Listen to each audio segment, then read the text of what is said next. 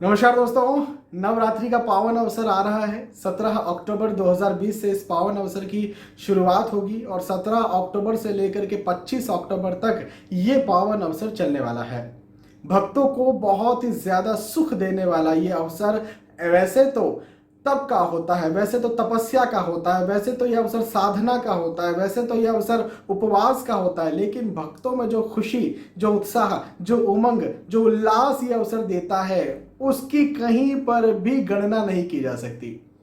कभी आपको ये नहीं लगेगा भक्तों के चेहरे पर कि ये उपवासी चेहरे हैं, कभी ये नहीं लगेगा कि तपस्या किए हुए चेहरे हैं, साधना किए हुए चेहरे हैं। बड़े बड़े एनर्जेटिक चेहरे आपको देखने को मिलेंगे, बड़े एनर्जेटिक बिहेवियर आपको देखने को मिलेगा।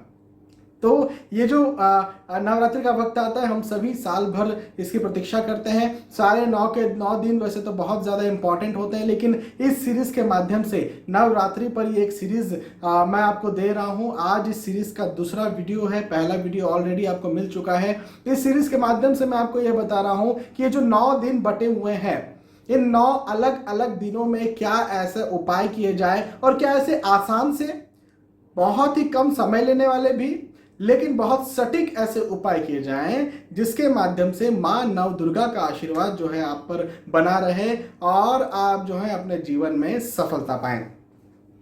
पहले वीडियो में मैंने आपको पहले दिन का क्या उपाय करना चाहिए ये बताया था। आज का ये वीडियो, इसमें आज दूसरे दिन का मैं आपको उपाय बताता हूं। दूसरा दिन, नवरात्रि का जो दूसरा दिन होता है, मां ब्रह्मचारिणी देवी का होता है। मां ब्रह्मचारिणी देवी, सबसे पहले तो नाम से समझिए इसका अर्थ क्या निकला। ब्रह्म यानी तपस्या और चारिणी मतलब उसका आचरण करने वाली, तो तप का आचरण करने वाली, या ये भी कह सकते तपस्विनी। तो जो तप का, तपस्या का आचरण करने वाली है, साधना का आचरण करने वाली है, वो है ब्रह्मचारिणी मां। तो मां ब्रह्मचारिणी जो है, इनके लिए दूसरा दिन, नवरात्रि का जो दूसरा दिन है वो डेडिकेटेड होता है। यानी 18 तारीख, इस अक्टूबर की बात करेंगे तो 18 तारीख को जो है ब्रह्मचारिणी माँ का दिन होगा। तो इस दिन आप जो है माँ ब्रह्मचारिणी की उपासना करें। कई लोग उपवास करते हैं, कई लोग उपवास नहीं कर पाते हैं। हालांकि मैं कहूँगा उपवास करना चाहिए, लेकिन यदि नहीं भी कर पाते, जो लोग उपवास नहीं कर सकते हैं, उनसे मैं ये कहूँगा कि दिन भर फलाहार करें। फलाहार का क्या मतलब होता है? तली हुई चीज़ें ना खाएं। फलाहार का मतलब ही सीधा सीधा ये फलों का आहार, फ्रूट्स, वेजिटेबल्स। देखिए, अब मैं वेजिटेबल्स का मतलब मैंने ये नहीं कहा कि इनको जो है वो बनाइए, कोई सब्जी बना करके खाइए, मैं ये नहीं कह रहा हूँ। देखिए, मैं समझाता हूँ।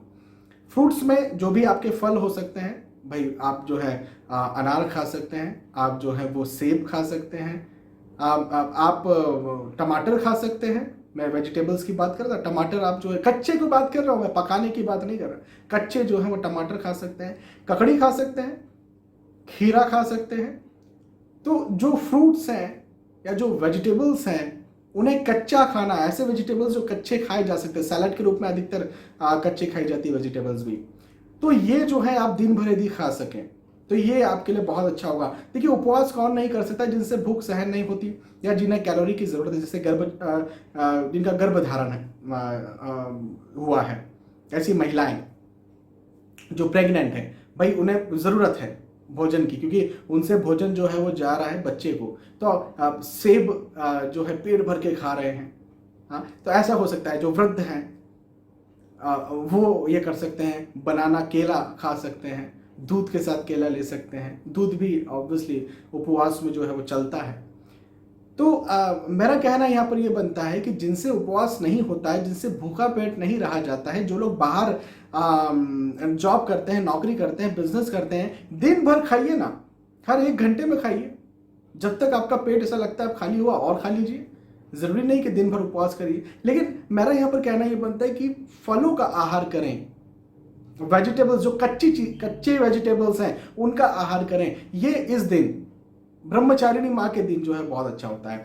कुछ लोग होते हैं जो उपवास करते हैं, लेकिन एक समय का उपवास करते हैं। मतलब वो सोचते हैं मैं दिन में केवल एक बार खाऊंगा या खाऊंगी, सुबह खाऊंगा या खाऊंगी, दिन भर फिर जो है कुछ नहीं लेना है, फिर शाम में लेना है भोजन, या फिर सुबह कुछ नहीं लेना है। तो एक टाइम का उपवास इसे कहा जाता है। इसमें भी मैं यही कहूँगा कि फलों का ही आहार लें, फल ही खाएं, पेट भर के खाएं। मैं बिल्कुल ये नहीं कह रहा हूँ कि आप आधा पेट खाएं, आप जो है भूख की वजह से तड़पते रहें, मैं ऐसा बिल्कुल नहीं कह रहा हूँ। पेट भर के खाएं, लेकिन फल खाएं, कच्चे वेजिटेबल्स खाएं। तो ये जो यदि आप करते हैं तो ये बहुत अच्छा है। अच्छा, कुछ ऐसे होते हैं जो उपवास तोड़ते हैं बहुत थोड़ी सी चीज़ के साथ, मतलब बहुत ज़्यादा नहीं खाते, पेट भर के नहीं खाते, उन्हें भी मैं ये कहूँगा कि फलों के साथ फलों के साथ जो है उपवास को तोड़ें। माँ ब्रह्मचारिणी जो हैं उनका मुख्य आहार जो है वो कंदमूल और फल है। मैं इसलिए ये कह रहा हूं कि जो माँ ब्रह्मचारिणी जी का आहार है वो आहार आप ग्रहण करें।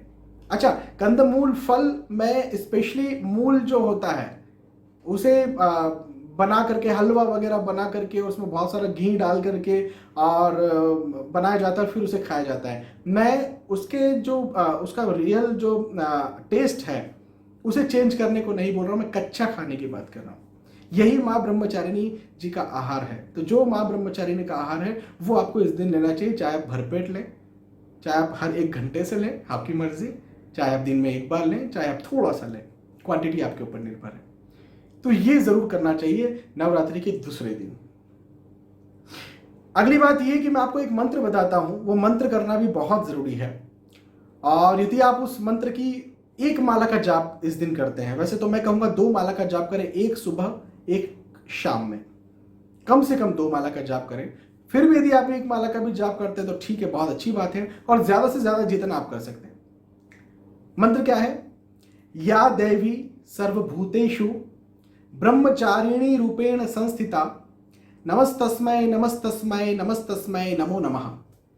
फिर से दोहराता हूं, या देवी सर्वभूतेषु ब्रह्मचारिणी रूपेण संस्थिता नमस्तस्मै नमस्तस्मै नमस्तस्मै नमो नमः। इस मंत्र का 1 माला का जाप कम से कम आपको करना चाहिए। वैसे तो 2 माला कम से कम मैं कह रहा हूं, सुबह 1 शाम में 1। माला का क्या मतलब है?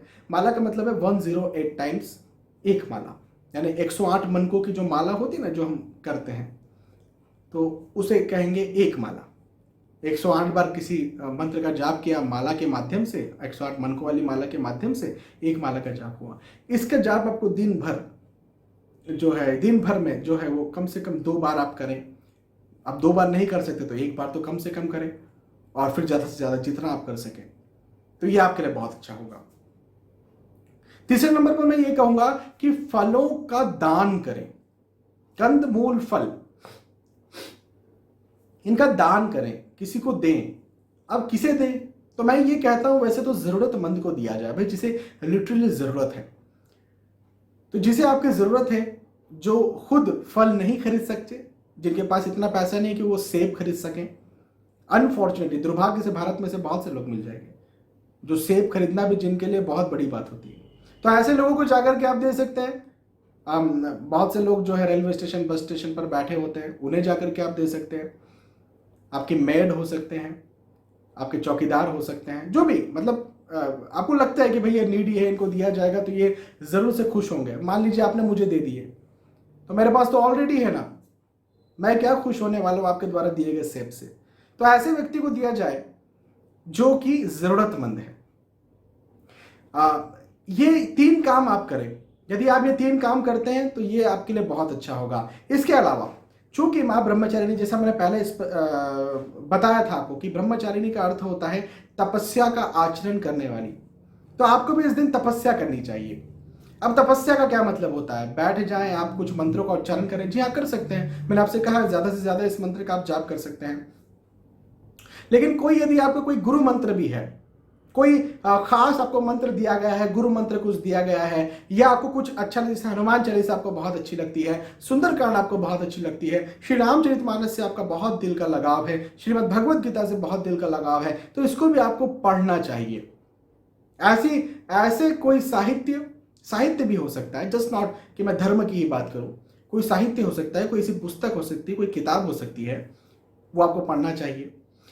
तपस्या का मतलब एक ये होता है कि आपने साधना की। भाई आपका यदि कोई लक्ष्य है आप पढ़ाई कर रहे हैं, कोई एग्जाम आपको देना है, तो आज दिन भर बस ये सोचिए मुझे कहीं बाहर नहीं जाना है, आज दिन भर मैं पढ़ाई करूंगा, इसको कहेंगे तपस्या। कोई भी आपका लक्ष्य है, उस लक्ष्य को लेकर के बैठ जाए एक दिन और उस लक्ष्य के पीछे पड़े रहें, खोज करें, रिसर्च करें, पढ़ाई करें, मेहनत करें, लेकिन ओवरऑल कह सकते हैं तपस्या करें इस दिन। तो किसी भी प्रकार की तपस्या का मतलब जस्ट वो नहीं जो हमने टीवी में देखा था, एक हाथ ऊपर करके और एक पैर पर खड़े होकर के जो भी है ब्रह्मदेवाय नमः कहा जा रहा है, वो भी तपस्या है, लेकिन जस्ट नॉट मैं उसकी बात कर रहा हूं। मैं आपके भौतिक जगत में भी आप जो भी आपका लक्ष्य है उसको लेकर के आप तपस्या कर सकते हैं या उसकी पढ़ाई कर सकते हैं, उसमें मेहनत कर सकते हैं। ये भी एक प्रकार का तप है। तो इस दिन भर एक लक्ष्य बना करके उसी के पीछे पड़े रहना चाहिए आपको और तपस्या करनी चाहिए। तो यहां पर बहुत आसान से, बहुत ही सिंपल से, बहुत ही मैंने आपको ऐसे उपाय बताए जो यदि आपके पास टाइम नहीं भी है, जैसे मैंने कहा एक माला का जाप भी कम से कम करिए, तो यदि टाइम नहीं भी है तो भी आप कर सकते हैं। ये आप करिए और देखिए आपको माँ ब्रह्मचारिणी, माँ नव दुर्गा का कैसा आशीर्वाद प्राप्त होता है, कितने आप सफल होते हैं, कितने आपके मन को सुख मिलता है, खुशी मिलती है, उत्साह मिलता है। बहुत बहुत धन्यवाद आपका। आने वाले वीडियोस में, आने वाले एपिसोड्स में फिर मिलेंगे। तब तक के लिए आज के इस वीडियो में आपसे विदा चाहूंगा। अब देखिए तीसरा दिन माँ नव दुर्गा का कौन सा होता है, उसके लिए आपको अगला एपिसोड देखना पड़ेगा। बहुत बहुत धन्यवाद आपका। अगले एपिसोड्स में मिलते हैं। नमस्कार।